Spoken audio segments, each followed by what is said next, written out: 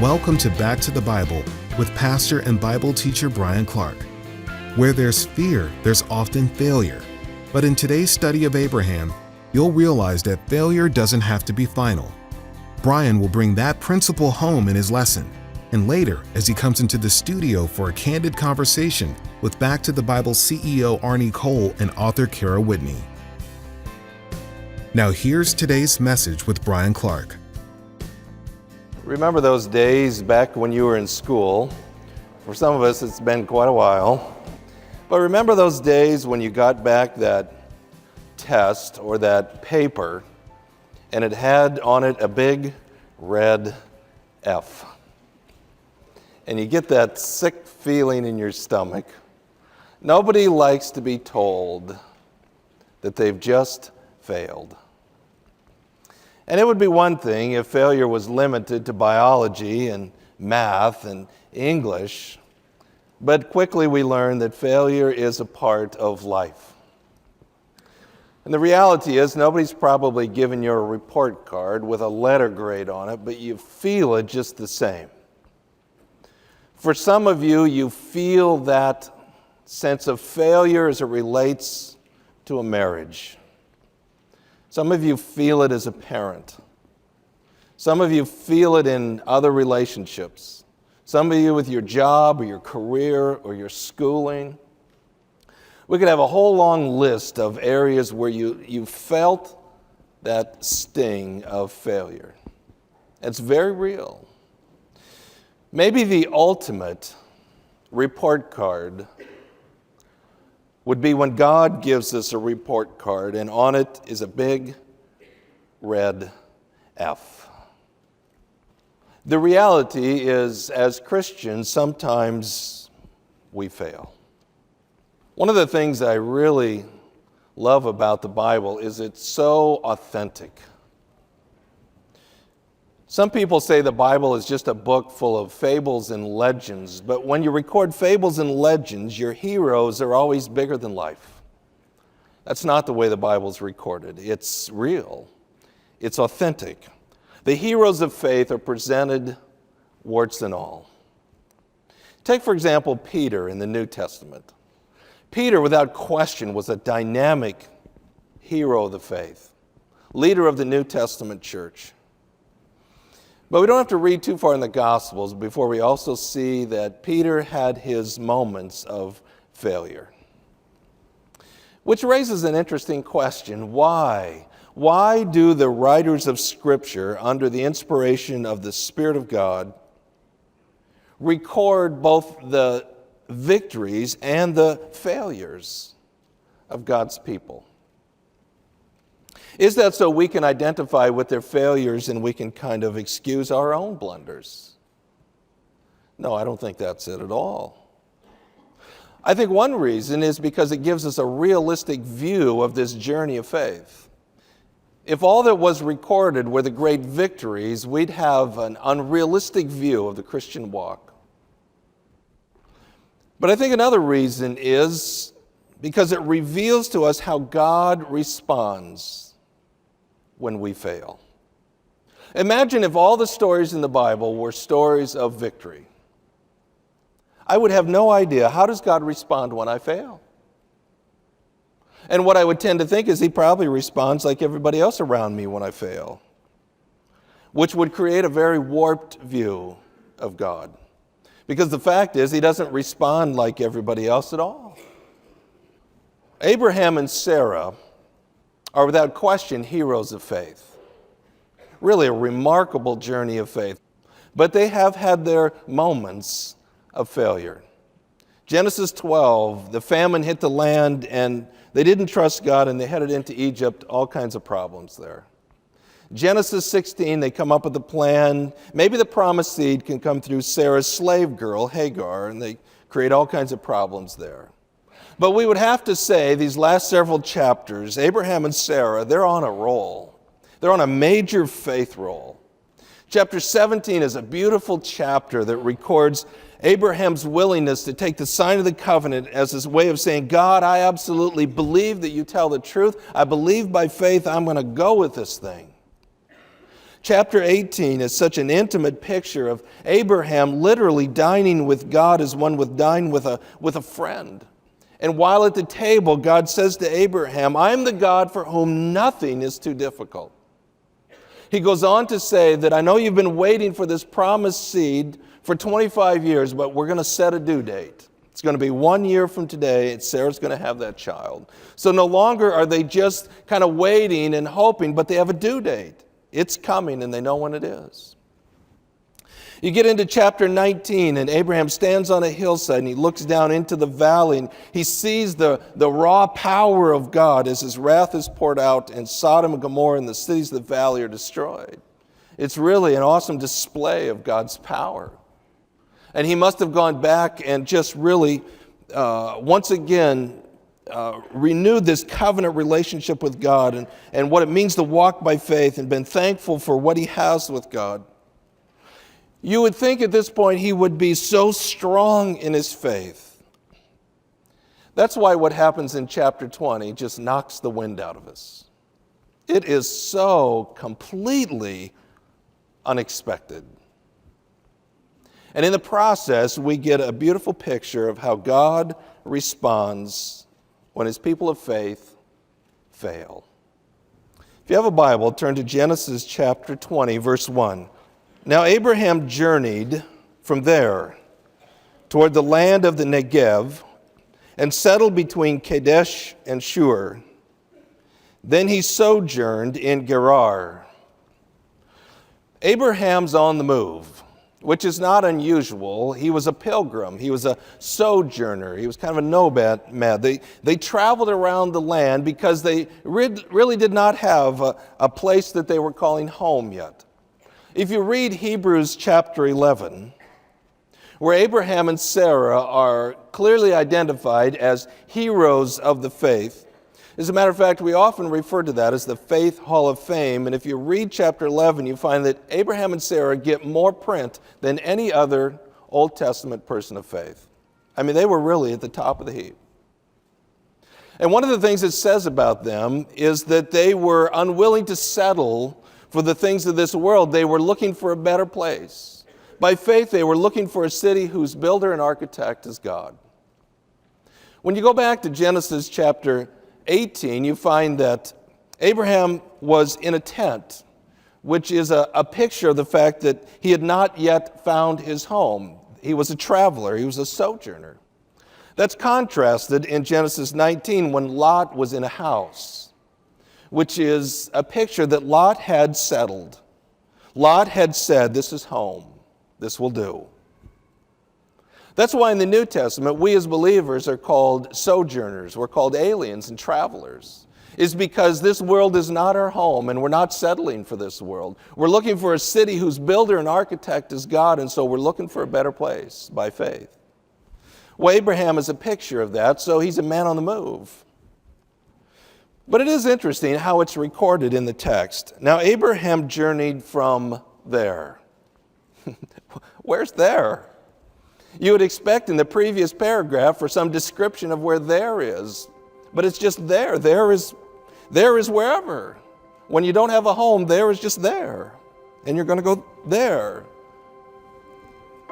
because that's kind of the way his life was. Some think it may have been referring to the valley, and Abraham didn't like getting up every morning and sipping his coffee and looking down into the destroyed valley. And so maybe for that reason they moved. We don't really know. But it isn't really unusual in Abraham's circumstance. What we are a little bit concerned about is there's no mention of God here. God told him to move, or God was leading him, which kind of gives us the feeling maybe he's going on his own, and maybe there's trouble ahead.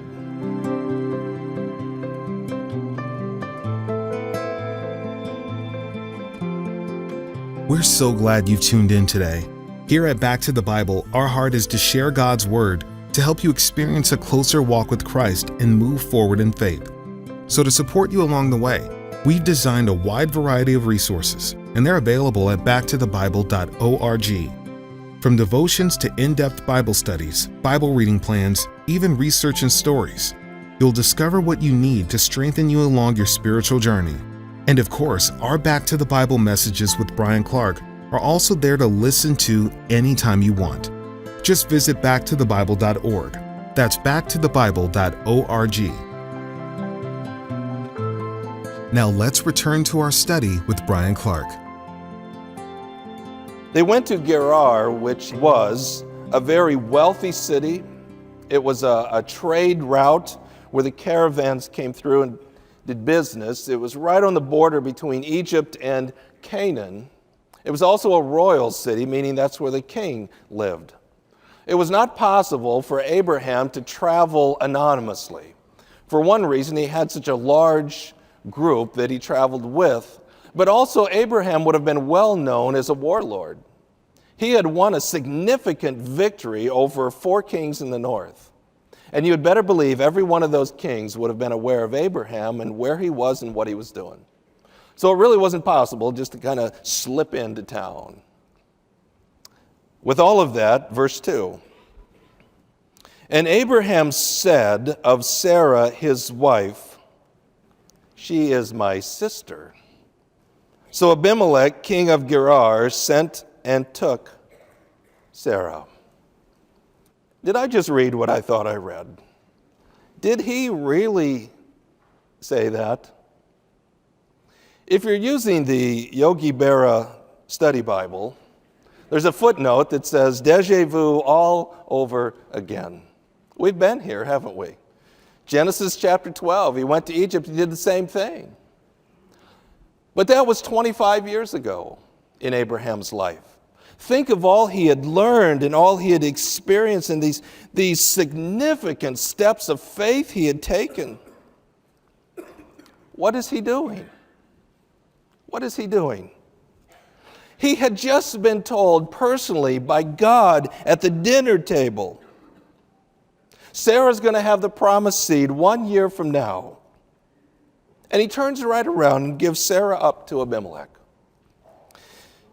Think about these great moments of faith that he has experienced.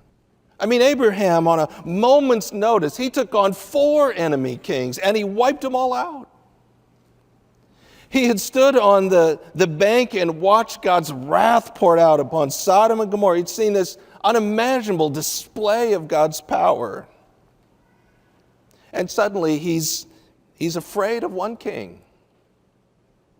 And he fails. He fails miserably. You know, I've noticed something over the years in my own life and just as I talk with people, that fear isn't based on logic and reason. Fear is an emotional response that reflects a core belief deep down in our hearts. Fear is very exposing as to what's down in our hearts. Sometimes it's a healthy thing. If there's a rattlesnake and I'm about to step on it, and a core belief deep in my heart is that rattlesnake's going to bite me, and if it bites me, it could kill me, then I have a healthy fear. But most of the time, that's not what we're dealing with. Most of the time, we're dealing with issues of faith. And we fear because we don't trust God. We have this anxiety because we don't believe God tells the truth. Deep down in our heart, there is a pocket that still doesn't believe, still doesn't trust. For whatever reason, Abraham had this area of his heart where he still did not trust God. Even with all he'd been through, even with all these great victories he'd experienced, there was a part of his heart that still did not believe that God tells the truth, that God can be counted on in this moment of testing. His fear was greater than his faith, and he compromised, he failed. We don't like to think that way. When we have fear and anxiety, we want to believe that that fear and anxiety can coexist with faith in our heart. But it doesn't. It doesn't work that way. That fear, that anxiety, is really a revelation that there's an area of my heart where I don't trust God. I don't think God tells the truth. I don't think he can be counted on for this. I think fear needs to be taken very seriously for a couple of reasons. One is because I think it just makes our lives miserable.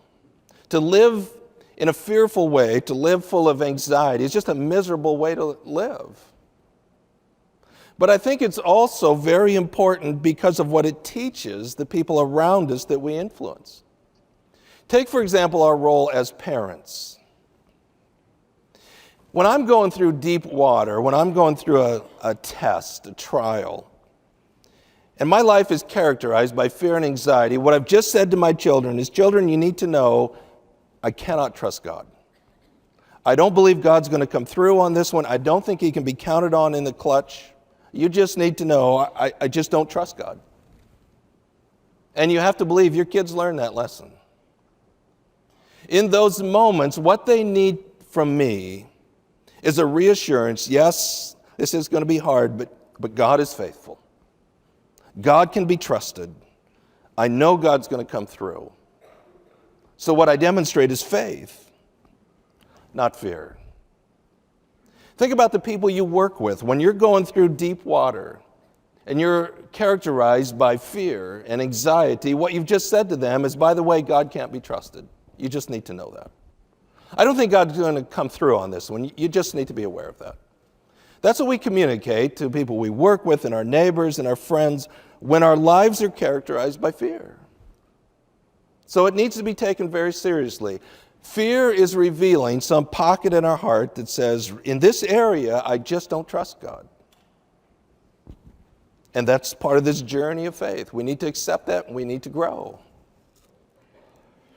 Verse 3, but God came to Abimelech in a dream of the night and said to him, behold, you are a dead man because of the woman whom you have taken, for she is married. Now Abimelech had not come near her. And he said, Lord, wilt thou slay a nation even though blameless? Did he not say to me, she is my sister? And she herself said, he is my brother. In the integrity of my heart and the innocence of my hands I have done this. Then God said to him in the dream, yes, I know that in the integrity of your heart you have done this. And I also kept you from sinning against me. Therefore I did not let you touch her. Now therefore restore the man's wife, for he is a prophet, and he will pray for you, and you will live. But if you do not restore her, know that you shall surely die, you and all who are yours. God isn't exactly subtle with Abimelech. We would say God got in Abimelech's face, and he said, Abimelech, you're a dead man. That would get your attention. Abimelech responds and says, God, I didn't know what was going on. I mean, they said this was his sister. I did this with integrity in my heart. And God says, I know that's true. I know that's true, and I'm going to give you a chance to make it right. And if you make it right, then everything's going to be okay. But I think what flows out of this text is the realization that Abraham and Sarah had nothing to fear. Abimelech was no match for God. Abimelech was nothing. God could have easily have handled him. Abraham and Sarah were as safe as they could have been. They had every reason to have faith instead of fear. Thanks for taking time to be with us today.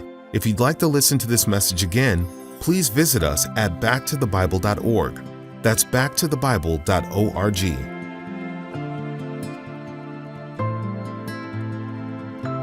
Now let's join Bible teacher Bryan Clark in the studio with Back to the Bible CEO Arnie Cole and author Kara Whitney. Bryan, Abraham had his deja vu moment and repeats a sin he'd learned from earlier. Why do we sometimes keep repeating our mistakes over and over again? Yeah, that's a great question. And honestly, this story, I think, surprises us as readers. We just think Abraham's past that. But, different circumstances, different season of life. Maybe it was very unexpected. I think sometimes when we get on a roll, we get careless, become a little self-sufficient. So it's hard to know for sure. But it is a consistent biblical theme that we need to remember. You see it all over both the Old and New Testament, and I would take it from that. We must be prone to forgetting. And when we forget, then we end up making the same mistakes again. So what's the relationship then between fear and faith? So fear is the emotion, and it's real, and it's powerful. And in a lot of ways, you can't just say, don't feel that. That doesn't really work. So it has to be countered with the truth. And it's the truth that's going to set us free. So we keep wrestling with, what does God say? And do I believe that? And so that's the faith piece of it. So that's the relationship. So if people just try to stop the emotion, I don't think they're ever going to get there. So it's like, I'm feeling that, so I need to rehearse now. What does God say? Who is he? Do I believe that? Do I believe he tells the truth? And when the faith gets greater than the fear, then we experience peace. So to kick it out, you just put that in there. Like, you ask yourself that question over again. Is that how we kick it out? I think the key is to understand it's truth-based. So you can't stop the emotion. That's never going to get you there. So what you do is then rehearse what is true, and part of that has to do with knowing the object of my faith. So the more I know God, just like with human relationships, the more I trust God. What has he said? Do I believe that's true? What does he promise? And it's a process. I mean, Abraham was a long ways down the road when some of these stories happened. So it's a process of learning and growing and changing. It's amazing how God not only comes to the rescue again, but also pretty fierce with Abimelech. So it seems like God is actually very protective of his people. Yeah, he is very protective. He loves his people. And I just wonder, what was the long-term impact on Abimelech? I mean, God really gets in his face, but we don't know why. We do see Abimelech again. But what's the long-term effect? Is it possible he came to believe in the God of the Hebrews? Did that get the attention of other kings? Did it prevent something else from happening down the road? It's hard to say, but God loves Abraham, and God intervened, and Abraham should have known God would protect him. You're listening to Back to the Bible. If you'd like to listen again, you'll find today's program along with older messages at backtothebible.org. And while you're there, browse our devotions, Bible studies, and Bible plans. You'll find a wide variety there, all designed to help you experience a deeper relationship with Jesus. That's at backtothebible.org. Visit today, backtothebible.org.